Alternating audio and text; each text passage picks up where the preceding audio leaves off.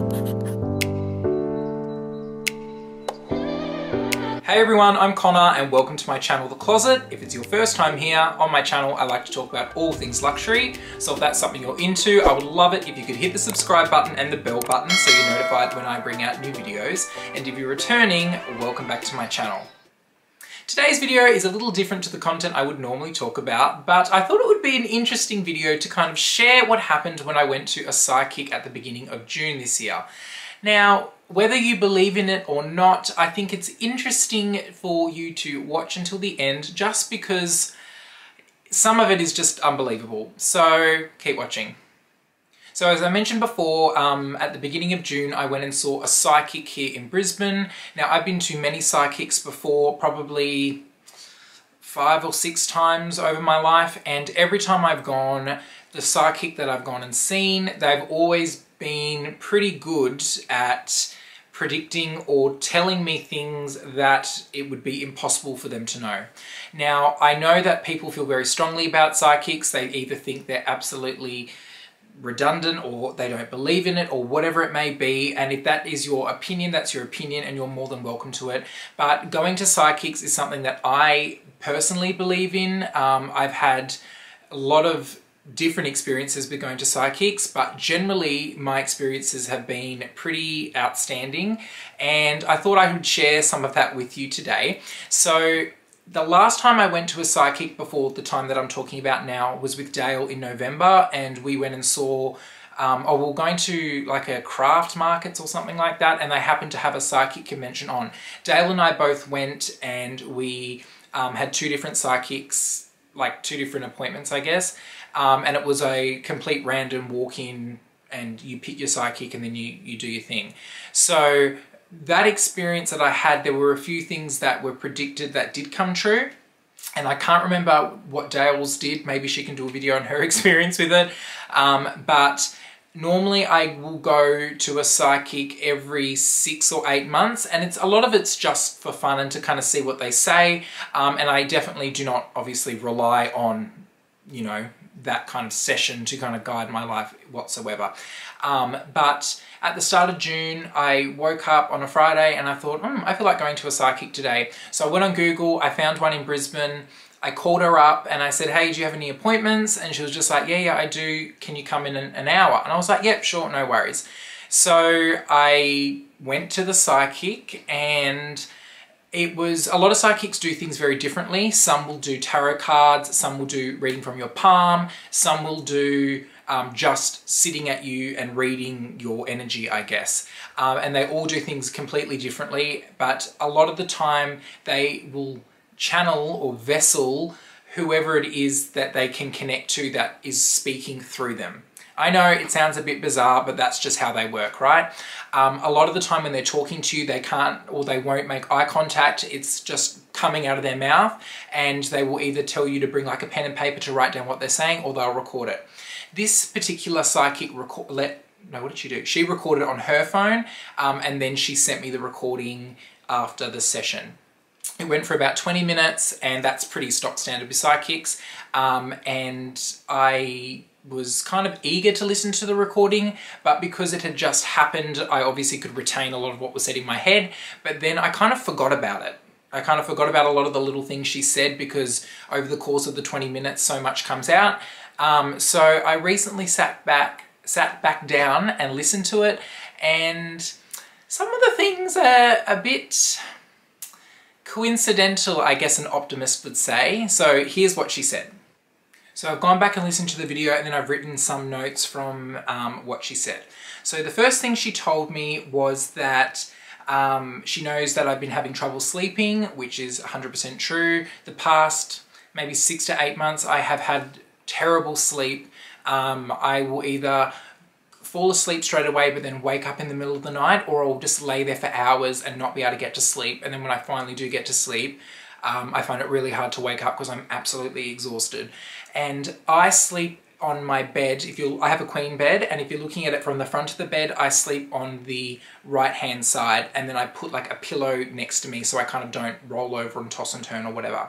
She told me that she knows that I've been struggling sleeping for the past 6 months and that I need to change where I sleep on the bed and to swap over to the left side of the bed and then put my pillow on the opposite side of me. And I was like, what? How do you know this? So that was very, very shocking, because that particular day I remember I was really, really tired and I just thought, oh my God, I need to sleep better. I can't keep having terrible sleeps. And the fact that she picked that up and knew what side of the bed I sleep on was crazy town. The next thing she told me was that she knows that I share my dogs with my ex. These are literally the words she said verbatim, and that I've been without my dogs for such a long period of time. I need to ask them back because I need to have animals back in my house because it will ground me.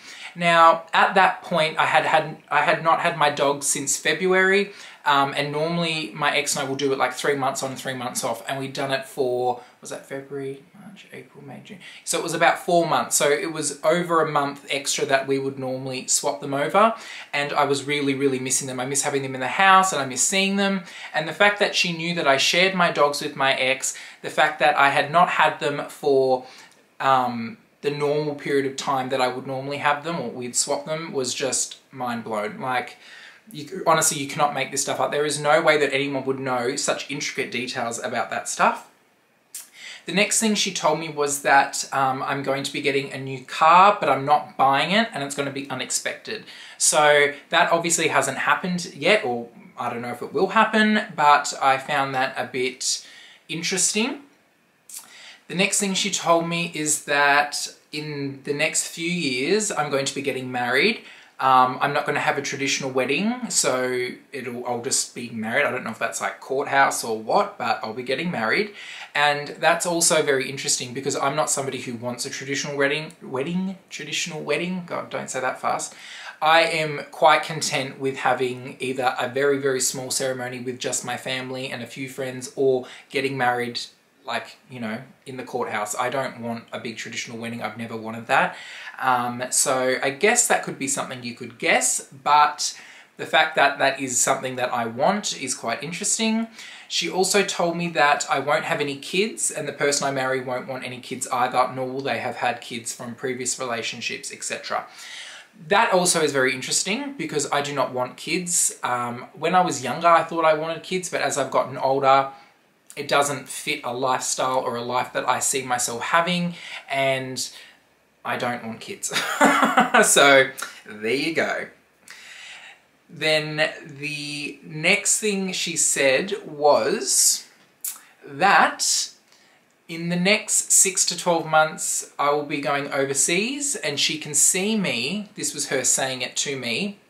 She goes, I can see you in Paris or Spain, but I think it's Paris, and you are standing in a side street, and behind you you have a mosaic wall or like a graffiti wall in like a back street or like an alley, and you are filming. You have a camera in front of you and you're filming something and you're talking to people, and you're with another girl. She's got brown hair, and you're online, or you are, I'm just reading what I wrote from the audio thing, that's why it's like this.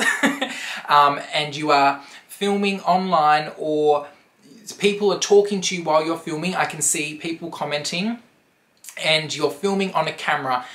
And then she goes, do you do something like that? Does that mean anything to you? Guys, does that mean anything to me? So the fact that she said that I was going to be in Paris, which is bizarre, because literally the day that I decided I was going to Paris and booked the flights and everything, I just woke up on that day and decided that's what I wanted to do. And it only came off the cuff of having COVID, which kind of changed my perspective on everything and gave me that, I guess, that push I wanted or needed to go and travel. So I never had even planned that, especially in this year doing that. So it's just like mind-blowing. It's literally mind-blowing. And the fact that she said Paris is just, it's like surreal. And I don't really like traveling. I'm not a traveler, and I guess it's, you know, any kind of psychic could say you're going to go traveling, but this, like, being so specific about it and the details is just insane. So after that, I was like, what? So when I was actually booking my trip to Paris and everything, I 100% had forgotten about that part, or most of the parts that she'd spoken about, because, you know, it's not burning in the back of my mind every day. And then it didn't really click until a few weeks after I'd booked the trip, and then I remembered that I'd gone to the psychic and she said that. That's what's kind of prompted me to go back and listen to the recording, so crazy town. And lastly, she told me that recently I'd started a new job, which obviously we all know is true, and that I will be working my way up to the top, and to the top level that I could get to. And then once I'm there, I will leave because I'm going to take up a career in motivational and influential speaking online. She said that she can see me doing seminars and things online, speaking to the camera, and that I will have a large following that is like waiting for each video to come out next week. And that's what she can see me doing long term. That is very interesting. So first of all, she knew that I had started a new job, which I guess that could be, you know, an easy thing to kind of say to someone and just hope that that's happened. But the fact that I'd been with my job for 10 years and then I just started a new job was interesting. And the fact that she said that I would work my way up to the top and then leave to do this career, I guess, is also very interesting, because obviously in my kind of path or direction that I see myself following, I don't see that happening, but I don't know obviously what's going to happen in the future. Maybe she does. But very, very interesting. So there were the main things that I took from going to the psychic, and it's very interesting indeed. I keep using the word interesting, but I find it very interesting. Now, if you've ever been to a psychic and, you know, whatever they've said has come true, let me know in the comments below. And I do understand that this is not for everyone, it's not everyone's thing, and I totally respect that, but this is something I like to do, this is something that I enjoy going and doing, and I like knowing that somewhere out there is a plan for me or a path for me that somebody else can see, and that I find it quite exciting. Whether it comes true or not, I don't know, but it is what it is, I guess. But thank you so much for watching this video. Please let me know what you think in the comments down below, and let me know if you've had experiences with psychics before, whether it's been totally wrong, whether it's been totally right. Please let me know. But thank you so much for watching, and I will see you all next time.